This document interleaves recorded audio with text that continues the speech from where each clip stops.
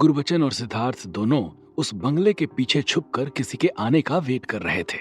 तभी वहां पर एक कार आकर रुकी और उसमें से लोग उतरने शुरू हो गए थे। उसमें से पहले दो आदमी उतरे। उसके कुछ देर के बाद उसमें से दो छोटे छोटे बच्चे उतरते हुए दिखाई पड़े। उन बच्चों को वहां देखकर सिद्धार्थ थोड़ा सा हैरान हो गया था। उन बच्चों के हाव भाव देखकर यह साफ अंदाजा लगाया जा सकता था कि वो बच्चे उन्हीं लोगों में से किसी के हैं, क्योंकि वो उन लोगों से बहुत घुलते मिलते दिखाई पड़ रहे थे। बाकी लोग तो कार में से उतर गए थे, लेकिन कार की पिछली सीट पर बैठा एक बंदा अभी बाहर नहीं निकला था। सिद्धार्थ को उसकी केवल मूंछें दिखाई पड़ रही थी, लेकिन सिद्धार्थ का ध्यान उस बंदे पर कम उन बच्चों पर ज्यादा था। अंकल, वो लोग आ तो गए हैं, लेकिन उनके साथ बच्चे भी हैं। सिद्धार्थ ने गुरबचन से कहा। बच्चे? बच्चे इतनी रात को क्या कर रहे हैं यहाँ? गुरबचन ने सिद्धार्थ से सवाल किया। उसका सवाल सुनकर सिद्धार्थ ने गुरबचन को बहुत ही अजीब नजरों से घूरा। आप ये सवाल मुझसे क्यों पूछ रहे हैं अंकल? उन बच्चों को मैं थोड़ी लेकर आया हूं। सिद्धार्थ ने गुरबचन से कहा। बंगले के अंदर मौजूद आदमी की बात सुनकर गुरबचन ने सिद्धार्थ को जो बताया था, उसके हिसाब से सिद्धार्थ को सिर्फ यही अनुमान था कि वहां पर ज्यादा से ज्यादा एक या दो लोग आ सकते हैं। लेकिन इतनी बड़ी बारात देखकर सिद्धार्थ का माथा ठनक गया था। एक ऐसी जगह जहां पर तस्करी के लिए लाए गए जानवरों को रखा जाता था, इतनी रात गए वहां पर बच्चों का आना सिद्धार्थ को कुछ ठीक नहीं लग रहा था। अगर गुल्लू वहां पर सिद्धार्थ के साथ होता तो अब तक शायद सिद्धार्थ इन लोगों को पीट पाट कर उन बच्चों के वहां होने का कारण निकाल लेता। लेकिन गुल्लू के बिना सिद्धार्थ एकदम आम आदमी था। उसकी कोई भी शक्ति किसी काम की नहीं थी। उसे बस अपना दिमाग लगाकर उन परिस्थितियों से बाहर निकलना था। अब क्या करें? गुरबचन ने सिद्धार्थ से सवाल किया। वो बंदा देख रहे हैं, अब जो गाड़ी में बैठा हुआ है, वो भी बाहर नहीं निकला है। मतलब साफ है कि ये लोग यहाँ रुकने वाले नहीं हैं। हमें बस कुछ देर तक और वेट करना होगा। सिद्धार्थ ने गुरबचन को जवाब दिया और दोनों वहीं छुपकर उनके जाने का इंतजार कर रहे थे। इधर सिद्धार्थ और गुरबचन उनके जाने का वेट कर रहे थे और उधर दूसरी तरफ ईटानगर के जंगलों में भीखू, अमन और रिया तीनों सिर झुकाए हुए खड़े हुए थे और उनके सामने खड़ा एक आदमी उन्हें डांट रहा था। वो आदमी और कोई नहीं बल्कि बीरेन शर्मा थे। कुछ देर पहले जब भीखू, रिया और अमन को वहां से पकड़कर ले जाया जा रहा था, तभी वहां पर बीरेन शर्मा आ गए थे। बीरेन को अपने सोर्सेस से पता लग चुका था कि अमन ने बुद्धा मार्शल आर्ट्स कैंपस में घुसने की कोशिश की थी और भीखू उसके पीछे गया था। भीखू भले ही दुनिया को दिखाने के लिए एक बेवकूफ सहायक था, लेकिन वो भी बुद्धा मार्शल आर्ट्स के बाकी लोगों की तरह मार्शल आर्ट्स में मास्टर था। बुद्धा मार्शल आर्ट्स का कैंपस बहुत बड़ा था और उसको कई हिस्सों में बांटा गया था और उसके अलग अलग हिस्सों की सिक्योरिटी अलग अलग लोगों के पास थी। अमन ने कैंपस के जिस हिस्से में घुसने की कोशिश की थी, वो हिस्सा भीखू की सिक्योरिटी में आता था। इसलिए उस हिस्से में किसी आदमी के घुसने की सूचना ने भीखू के दिमाग को सटका दिया था और इसलिए उसने अपने साथियों को अमन के पीछे दौड़ा दिया था। भीखू रिया और अमन को पकड़कर कैंपस में घुसने के लिए पनिशमेंट देने के लिए जा ही रहा था, लेकिन बीरेन ने वहां आकर उन्हें बचा लिया था। तुमने दो लोगों को पकड़ने के लिए अकेडमी के सबसे खतरनाक आदमियों को भेजने के बारे में सोचा भी कैसे? अगर उनके हाथों ये मारे जाते तो क्या होता, बताओ? बीरेन ने भीखू को डांटते हुए कहा। भीखू को भले ही असलियत नहीं पता थी कि रिया माथुर कौन है, लेकिन बीरेन इस बात को अच्छे से जानता था। वो जानता था कि अगर रिया माथुर को खरोच भी आई तो पूरे अरुणाचल प्रदेश की पुलिस उनके अकेडमी के पीछे पड़ सकती थी और फिर वो होता जो आज तक नहीं हुआ था और शायद इसमें सिद्धार्थ की पोल भी खुल जाती। सॉरी मास्टर, ये आदमी चुपके से कैंपस में घुसने की कोशिश कर रहा था। मैं कैसे इस बात को बर्दाश्त करता? भीखू ने सिर झुकाए हुए जवाब दिया। मानता हूं कि कैंपस में घुसना अपराध है, तो इसके लिए आम लोगों को भेजना चाहिए। निंजा वॉरियर्स को किससे पूछकर भेजा? बीरेन ने सवाल किया। कैंपस के निंजा वॉरियर्स को हमेशा बाहर नहीं निकाला जाता था। उनको तभी बाहर निकाला जाता था जब सिचुएशन बहुत ज्यादा खराब होती थी।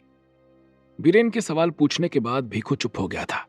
उसकी चुप्पी देखने के बाद बीरेन ने अमन की ओर देखा और कहा, आप माथुर ग्रुप ऑफ कंपनीज के सीईओ के पर्सनल सेक्रेटरी हैं और आप चोरों की तरह कैंपस में घुसते हैं। आपको शर्म आनी चाहिए। इतना कहते हुए बीरेन रुक गए और उन्होंने रिया माथुर की ओर देखते हुए कहा, अगर मैं अमन नायक की शिकायत करूं भी तो किससे करूं, जब आप ही इनके साथ इन्वॉल्व हैं। इतना कहकर बीरेन चुप हो गए थे और उन्होंने इशारों से सबको वहां से जाने को कह दिया। उनका इशारा पाते ही एकेडमी के सभी लोग वहां से चले गए थे और उसके बाद बीरेन भी जाकर भीखू की गाड़ी में बैठ गए थे और उनके पीछे पीछे भीखू भी बैठ गया था।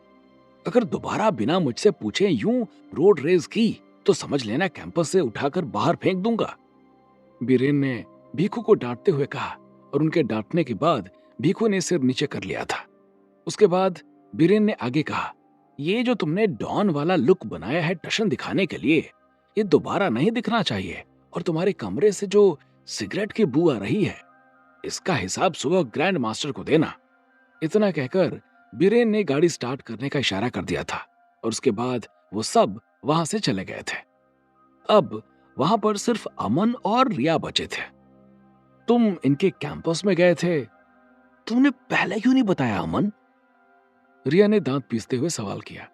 उसे जिस हिसाब से बीरेन ने डांटा था उसकी वजह से उसे खुद के ऊपर शर्म आने लगी थी। कहां वो एक सफल बिजनेस वुमन थी और कहां आज वो लुखों की तरह सड़क पर रोड रेस कर रही थी।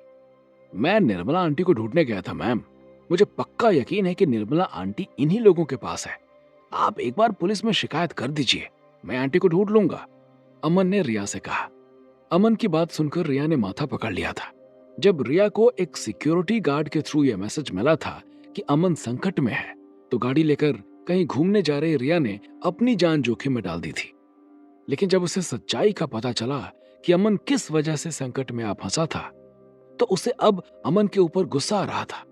हालांकि अमन ने उस मैसेज में सिक्योरिटी गार्ड से खुद गाड़ी लेकर आने और रिया माथुर से ये बात छुपाने को कहा था, लेकिन इससे पहले हुए घटनाक्रम को ध्यान में रखते हुए सिक्योरिटी गार्ड ने रिया माथुर तक ये बात पहुंचा दी थी। तुम्हारा दिमाग तो ठीक है अमन। इनके जो चीफ है गुरु द्रोण, वो स्टेट के चीफ मिनिस्टर के मास्टर रह चुके हैं। कंपनी के ऊपर वैसे भी खतरा मंडरा रहा है और अगर ये बात लीक हुई कि हमने बुद्धा में जबरदस्ती घुसने की कोशिश की है तो हम समय से पहले ही दिवालिया हो जाएंगे। जितना दिमाग तुम निर्मला आंटी को ढूंढने पर लगा रहे हो, अगर उतना सिद्धार्थ को ढूंढने में लगाओ तो शायद हम बच जाए। रिया एक ही सांस में बोलती चली गई थी और अमन चुपचाप सिर झुकाए खड़ा रिया माथुर की डांट सुन रहा था। भले ही उसने सिद्धार्थ का पता लगाने के लिए ये किया था, लेकिन वो अपनी गलती को जस्टिफाई नहीं कर सकता था। अब चलोगे? रिया ने अमन से सवाल किया। मेरी गाड़ी यहां से कुछ दूरी पर पार्क है, आप चलिए, मैं आता हूं। इतना कहकर अमन वहां से पैदल ही अपनी गाड़ी की तरफ चला गया था और रिया वहीं खड़ी उसे जाती देखती रह गई थी। कुछ देर तक खड़ी रहने के बाद रिया ने गाड़ी स्टार्ट की और वहां से अपने घर की तरफ निकल गई थी। जिस वक्त रिया ईटानगर के जंगलों के बीच अपनी गाड़ी स्टार्ट कर रही थी, ठीक उसी वक्त बिसलपुर से 10 से 12 किलोमीटर की दूरी पर मौजूद सिद्धार्थ के सामने भी एक गाड़ी स्टार्ट हो रही थी। जो लोग बच्चों के साथ में यहाँ आए थे वो अब वहां से वापस जा रहे थे। उनके साथ वो दोनों बच्चे भी जा रहे थे। सिद्धार्थ को ये तो समझ नहीं आया था कि वो लोग जा क्यों रहे थे, लेकिन उन्हें जाते देखकर उसके चेहरे पर एक सुकून फैल गया था। अब वो अंदर आराम से जाकर उस आदमी से पूछताछ कर सकता था। उसके सामने खड़ी कार में जाकर सब लोग बैठ गए थे। अब सिद्धार्थ की नजर उस कार के अंदर बैठे शख्स पर जा अटकी थी, जिसकी वो सिर्फ मूंछों को देख पा रहा था। वो अभी तक कार से बाहर नहीं निकला था, इसलिए सिद्धार्थ को न जाने क्यों उसके ऊपर शक हो रहा था कि कहीं यही तो इन सब का गैंग लीडर नहीं। लेकिन तब तक गाड़ी मुड़ गई थी और वहां से चली गई थी। उनके जाने के बाद सिद्धार्थ ने फिर से गुरबचन को झरोखे से झांकने के लिए छज्जे के ऊपर चढ़ा दिया था। वो ये कंफर्म करना चाहता था कि आखिर में वो बंदा अभी है या नहीं है। गुरबचन ने झरोखे से देखकर ये कंफर्म कर दिया था कि वो बंदा अंदर ही है और इसलिए वो दोनों अब वहां लगे पेड़ों के सहारे छुपते हुए मेन गेट की तरफ बढ़ गए थे। जिस वक्त ये लोग छुपते हुए उस बंगले के अंदर जा रहे थे, ठीक उसी वक्त इंद्रनगर राजमहल के अंदर भी एक आदमी छुपते छुपाते युवराज रुद्रदेव की कक्ष की ओर बढ़ता जा रहा था और कई तलवारधारी आदमी उसका पीछा कर रहे थे। उस आदमी के चेहरे पर मौत का भय साफ साफ दिखाई दे रहा था।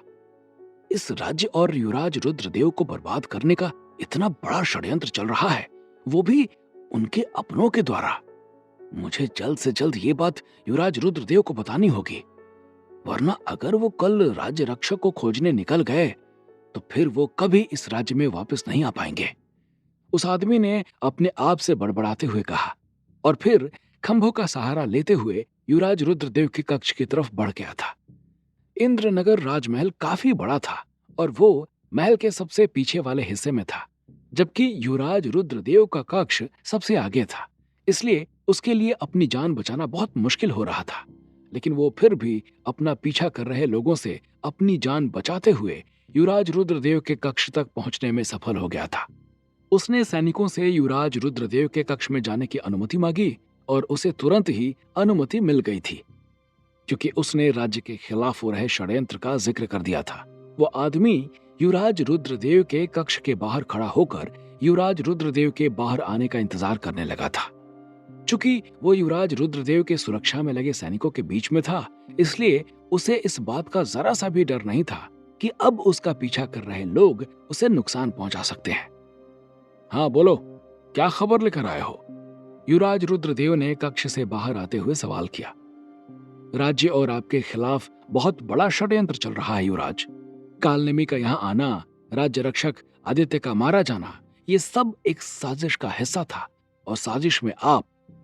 इससे पहले कि वह आदमी अपनी बात पूरी करता कि एक तीर सनसनाता हुआ आकर उसके गले में घुस गया और वो युवराज रुद्रदेव के सामने ही जमीन पर गिर गया था। उसके गले से खून निकलने लगा था।